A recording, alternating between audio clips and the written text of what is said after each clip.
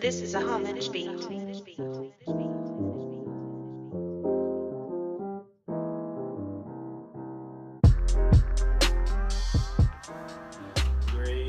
Grace and peace. Thanks again for tuning in to another episode of I Saw the Lord. It's your boy Brandon. Glad to be here with you another week. I want to apologize. Last week I was not able to record, just scheduling conflicts. But hey, that's what happens. But I'm glad to be here this week. But last time we were on, I was with my brother Jamel, and we were talking about fire. Forget what I called the chapter, but it was something to the effect, what are the practical uses of fire, and just having a real good conversation about that. We were talking about fire's use for light, for warmth, for cooking, and lastly for refining, and that was the big punch that I wanted to have people take away, that like fire, God refines us. Fire refines inanimate objects like metal. We use it like this idea of metallurgy, that I was able to learn, where you just make weaponry and jewelry, but you've got to put the metal in the fire to get rid of all the impurities. And symbolically, that's pretty much what God does to us. That He puts us through the fire of suffering. We don't like it, we hate it, but the point is to purify us, to make us more holy. And sufferings, trials, tests, they're either going to make you run away from God or run to Him. And that's the point of the suffering that God brings us through, is that we are to run towards Him. And I know it's easier said than done, especially when we're going through the trial. We don't want to hear that. But I think our great motivation is Christ, that we can never say we suffered greater than Him. He is the one who suffered ultimately. And when we are in those situations, we are to think on what He endured, because His suffering led to His exaltation. Likewise, our suffering will lead to our exaltation. And it was really cool because I believe Elder Belt preached that Sunday, and he was pretty much talking about, I believe he was coming out of James, which I think, count it all joy.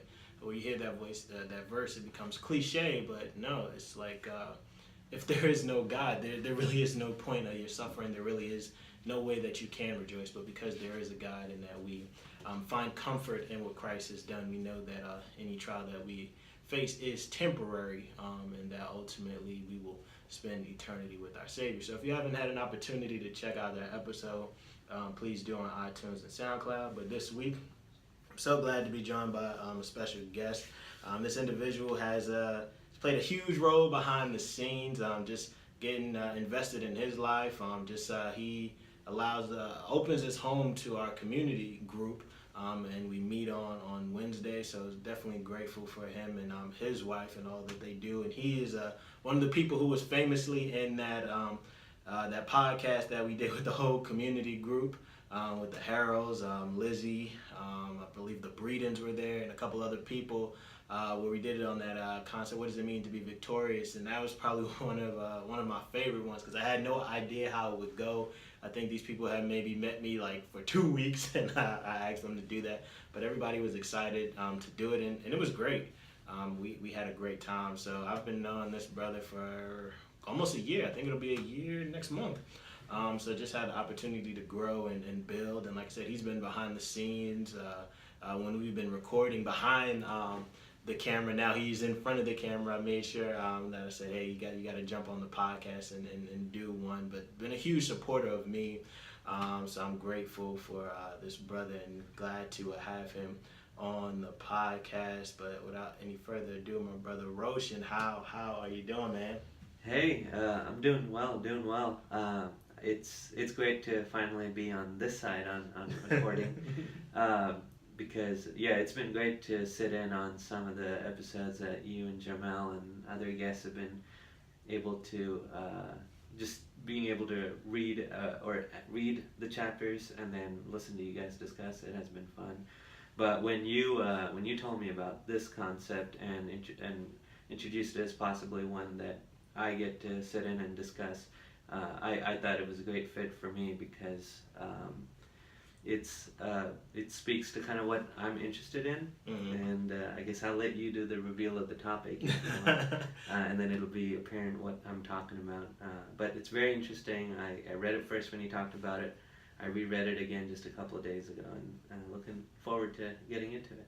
No, and I'm glad about that. Usually when I have people who do the topics with me, I try to make it something that they're interested in. I remember I had Keith on here, and Keith was kind of like a hard one to fit because I know some of his interests, but the one I had him do was on a rock. It's like he probably hasn't like he probably thought, why did he have me do this one? But we had a really good time. But I try to make an effort to pair people with the chapter that they have somewhat of an interest in. So I apologize, Keith, even though I thought that was a really great episode.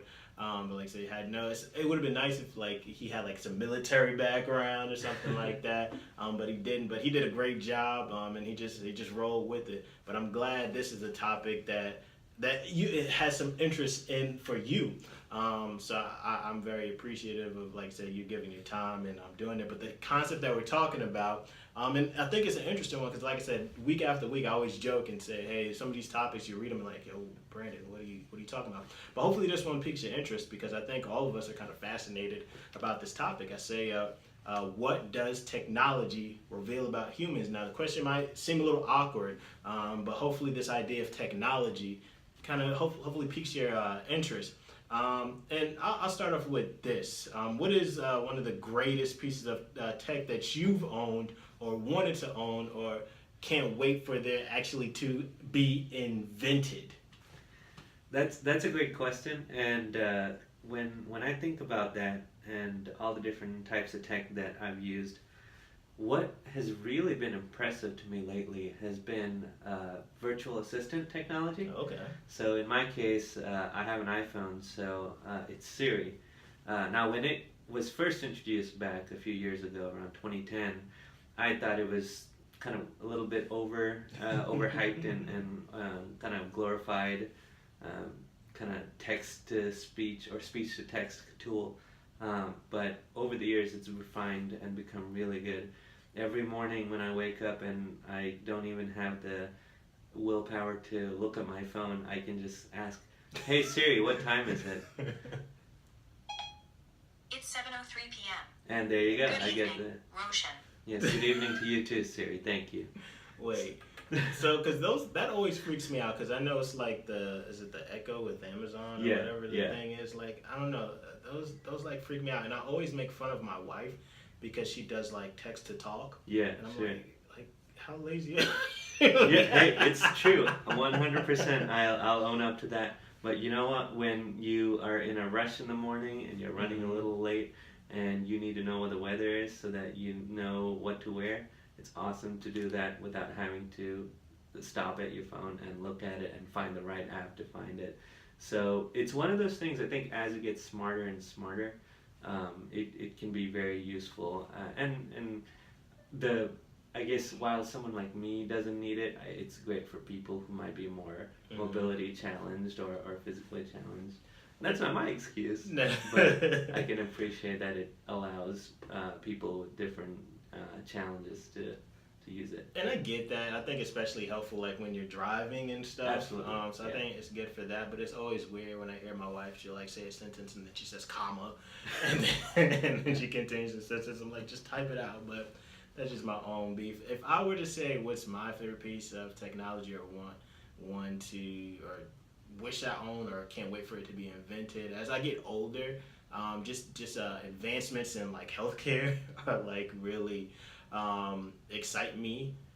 Just because when I was younger, it's like you take your youth for granted, you know. And I'm someone who likes playing sports, like playing basketball and things like that. And just as you get older, man, your back start hurting. Like the ripe old age of 29. And you joke, but it's like 10 years ago. I wish I was. It's true. I had the body of an 18-year-old, you know. And it's like, because the thing is, I get older. I'm not as active. I'm sitting down all the time, just putting on weight. So I know that I was reading somewhere where it's like you can do a test to see like what your actual age is because of your body type, and it's like I may be 29 in age, but I'm afraid to see how old my body actually is. Yeah. So yeah, but it's also just I guess a rebuke just to just take care of my body and not be waiting for technology to do it. But if there was something that I wish could like happen in tech where it just like I remember, I don't know if anybody's seen Elysium, where you just had like, yeah, you can lay on this bed and it just kind of shows you all the problems and then you can just fix it. That's what I want. But again, it's just me being, I'm making fun of my wife for being lazy for texting when it's like, Sure. oh, you can go outside and walk and like do something. So yeah. We all got our weaknesses. But I say this, technology is generally viewed as something futuristic. When in actuality, it's something that should be viewed in all aspects of time. Technology should be viewed as something past, present, and future. Technology should be viewed this way because technology is simply the application of scientific knowledge for practical purposes. The practical application of knowledge is seen all throughout human history. The earliest form of technology was the manipulation of fire. Many don't think of fire as a form of technology, but at the time it was revolutionary. Harnessing fire allowed our ancestors to have light, warmth, and enabled them to cook.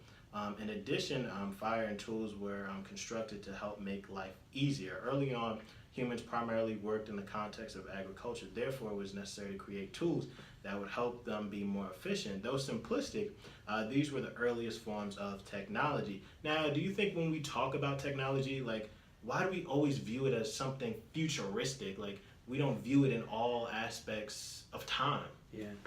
No, that's a good question. I think I think if you ask me, the reason is because depending on who you talk to, Yeah.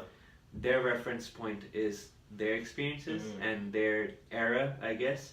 And so for them, when they think technology, they're thinking of something that broke new ground compared to where they were at.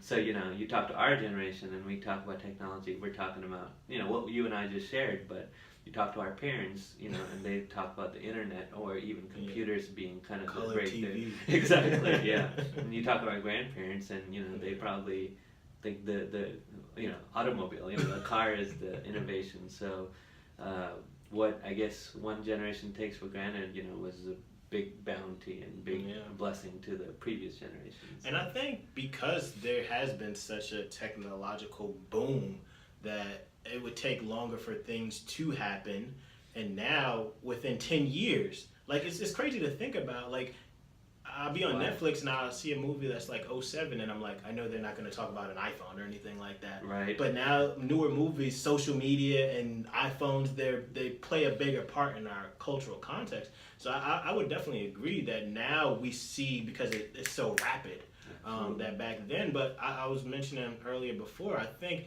because of that, we don't have an appreciation. Like, I'm always like wondered, like with Autumn, it's like she's just gonna grow up in an age where literally everything is at her fingertips. Like we make jokes all the time where it's like she's literally not gonna know what a commercial is. Yeah. Yeah, because it's like, why? And it's just so true. It's crazy because I get upset when it's like you've got to watch a TV show and you have to wait till next week for the next one to come out. And it's like, I just want to binge everything all at once. And it's like, that's our 2018 problems. Yeah. When my daughter is my age, like what?